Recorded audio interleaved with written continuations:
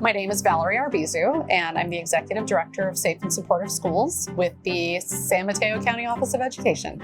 The bus needs to be a safe space, just like the classroom needs to be a safe space. And I think part of what our students forget is that there is an adult on the bus, and their job is to maintain a safe space for students. My name is Sanaida, and I am a bus operator. They might not know that I'm a mother and that I care for them as I would care for my children. Typically, my day does not start until 5:13, walking into the base. I get my time card from the dispatch. Then from there, yes, I head to my bus, prepare myself, pre-trip it, and make sure that everything's running just right. Of course, we check that everything from the inside and out, it's in good conditions to take out onto the road. Making sure that they arrive safely to their destination is my priority. School rules apply to students on the way to school, while they're at school, and when they're going home from school, and if they're at any school events. My name is Omar Brown, and I'm the Acting Deputy Director of Safety for the Safety and Security Department for SamTrans. SamTrans adopted a new code of conduct last year, and this has some specific rules where you can find on our website. What this code of conduct does is it gives a rules to the passengers of what to follow while they're on the bus. So a lot of times when we review videos and incident reports, it's kids are vaping on the bus or smoking on the bus.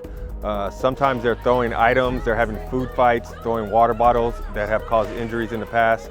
Other students have been known to open up restricted emergency hatches and windows and throw items outside the bus. Or a lot of times operators get distracted by the students in the bus, whether they're screaming really loud, like I mentioned, throwing items, if they're smoking vape and they can smell it all through the bus, and it's a big distraction for the operator. So I do try to stay focused, but of course, if there's something that needs my attention, I will go ahead and handle the situation. If there's any disturbance, then that means I have to hold the bus and call dispatch and let them know what's going on, and that's a process.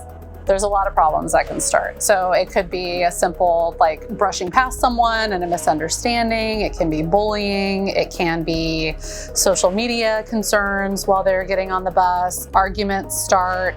If kids are being bullied and that continues to follow them into school, especially if the aggressor is in any of their classes or they see them on campus, and that can continue on the bus when they are going home, or if they have any events they're participating in.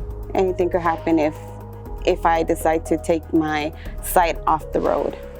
And if you see this bus here is a 60-foot bus and it's around 70,000 pounds, so they need to be fully focused on operating this bus while it's in motion.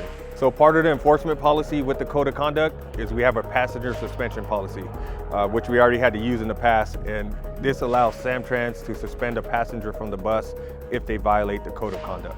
So this will be enforced by our Transit PD, who is part of our San Mateo County Sheriff's Office. They are allowed to enforce it, whether that's them or us delivering the suspension letter, or them or us removing them from the bus. We have a total of 11 cameras. They're all high definition. On the outside here, we have 2 and 2 on the other side, so that's 4 total here, and that'll do audio and video. So on this particular bus, we have 7 cameras on the inside, and each camera has its own audio recording with it. So you can see there's cameras up here, cameras over the operator. In the center of the bus, on the front half and the rear half, we have 360-degree cameras here. These allow us to go look inside and focus in on particular areas we want to look at. And if you come to the back here, we have the same here as one more 360-degree camera here. And every door that we have also has a camera facing at the doors. So part of the code of conduct is vandalism, and now we have part of vandalism covering the camera, so that can get you suspended from the bus and possibly charges being pressed against you. This is recording 24 hours a day, so it's going to catch the person putting it on, it's going to catch them before they got on the bus, and it'll catch them as they're doing it. So SamTrans has a policy that a bus is not full until every seat is taken up and you're filled up to the yellow standee line there. What tends to happen is when the students come on, especially after school, they might want to crowd the front, they might want to crowd the back. And what can happen is when everybody's crowded to the back and their seats open, it gets harder for the operator to see back here what's going on. When you get a large group of kids, they can also be very loud when they're together. My name is Victor Lee, and I am part of the SamTrans Senior Mobility Program. I understand that during commute hours, any commute hour, the bus is going to get crowded. But when it's the students that get on board, some students get onto the bus and treat it as if it were a playground. I would say that I'm embarrassed to see that, because I'm sure that the folks who behave in that particular way don't confine that behavior just when they're on the bus, that it's intrusive wherever they are. When we're in a blue priority seat, we should make it available to those who need it. If we're in a seat with our backpack, bring our backpack onto our lap and make that seat available when the bus is crowded. My advice is, if it's going to be a full packed bus, start on the back and feel your way up. But if you do get on a bus that is not full, spread it out, have a seat, hold on. If you have to stand up, make sure you're holding on to something like these or this extension. The operator is focused on driving this bus safely, getting them from point A to point B. If you have people in the back screaming, yelling, if people are tripping and falling, it's a distraction to the operator. I think a lot of our students and our parents know first that schools work really closely with the local law enforcement agencies, but I don't think they know that we work closely also with SamTrans. We're holding students accountable first in restorative ways, and then we'll ramp up those different measures of accountability in the event that there's a chronic issue that's happening on the bus for a particular student, or it's just become an increased safety concern.